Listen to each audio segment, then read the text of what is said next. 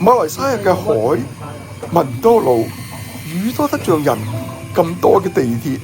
嗰日魚全部罷工，全船人都喺度等，魚喺度開會，冇時間食你啊！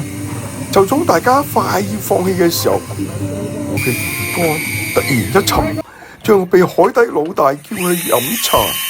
拉，點解拉唔喐㗎？咁重嘅？哇！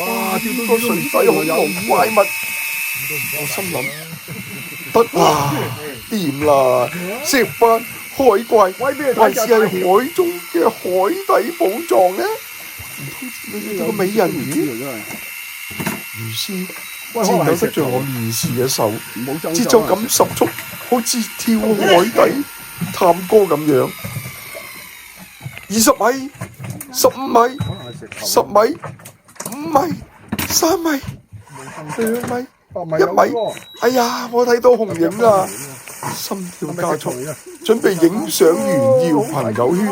佢唔喐，哎呀！係個珊瑚，一大塊七彩活嘅珊瑚，好值錢㗎！如果放喺海水珊瑚缸，我釣魚釣到一塊海嘅臉。人生就係咁㗎啦，你以為係大魚，其實係大驚喜，或者係大尷尬。